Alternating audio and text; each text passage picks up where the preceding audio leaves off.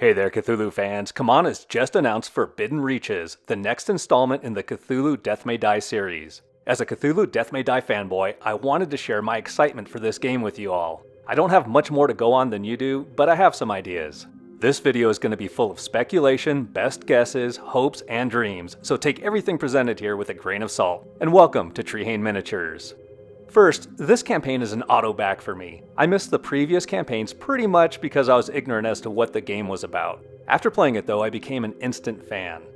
GameFound should probably just go ahead and add an auto back button to the campaign preview page where you can choose to have them automatically take your money the second the campaign goes live. I'm the nerd that would hit that button. Okay, let's start by addressing the obvious elephant in the room. And this thing is literally, figuratively the size of an elephant. It appears that there will be a giant Godzilla Rising statue along the same lines as Ryla Rising, with its own gameplay mechanism. I'm honestly not too excited about adding this behemoth to my collection simply because I lack the storage space. It would be nice if they offered the promotional Godzilla modular mini expansion in this campaign. This expansion is currently fairly difficult to acquire unless you're willing to spend about $200 on eBay for it. There is apparently going to be a free gift for return backers, which first-time backers will be able to purchase as an add-on during the campaign, and it wouldn't surprise me if this Godzilla promo expansion is that free gift. Let's hope it is. As far as the new gameplay mechanism, the game trailer and box art show a Dornier Wall aircraft known as the Flying Boat circling Cthulhu. My best guess is that the new gameplay mechanism somehow involves completing some missions with the use of this aircraft, possibly solely an airborne mission. This mechanism may be used exclusively with the large Cthulhu and Godzilla statues. I am not sure about that though.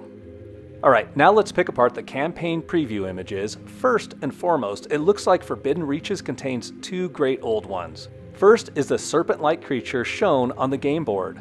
I feel that it's pretty safe to assume that this is Yig, the snake god of the Central Plains tribes. Yig is believed to be a god friendly to mankind. Unless you kill snakes, that is. Then you are subject to the curse of Yig. I can see this translating into a game mechanism where Yig comes with a bunch of snake tokens that need to be cleared out by the investigators before their mission can be completed. Then the investigator with the most tokens is targeted by ill effects in the game and is the focus of monster attacks, much like how the tokens work with the Haster Great Old One. However, something would have to be different because CMON isn't going to simply rehash the same mechanism here. So I imagine you could have the investigator with the most tokens exclusively targeted by all monsters and game effects, and if that investigator dies, the mission is lost. This would set up a kind of VIP scenario where one investigator is protected at all costs or the game is over. I think having an investigator with abilities like stealth and swiftness would be useful for a mission like this. Ruth from Season 3 would be perfect because she has both stealth and swiftness, and her sly ability allows her to heal every time she sneaks. She'd make the perfect VIP for this scenario.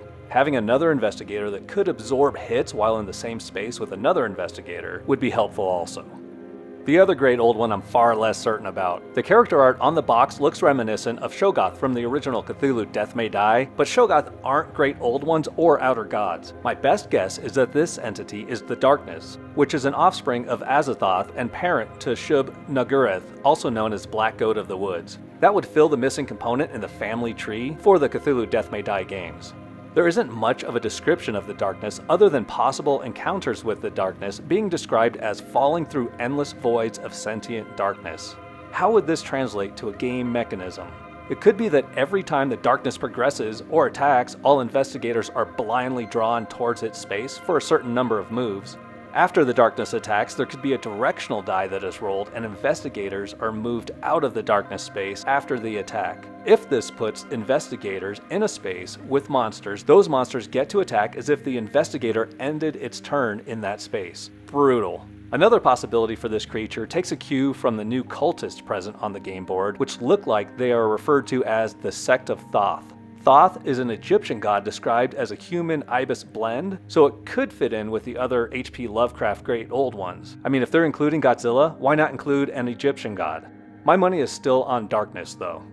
Other than that, I'm not really seeing any new dice or boards or anything crazy here. The new investigator looks pretty intriguing. The twins named Anna and Belle are a callback to the creepy possessed doll, but the image reminds me more of the twins from The Shining, which may be even more creepy. So let me know what you think is in store for this campaign. Are you excited? Are you over it? Are you bugged by the drama surrounding the fact that this campaign has been announced before all backers have received their products from the last campaign? Let me know.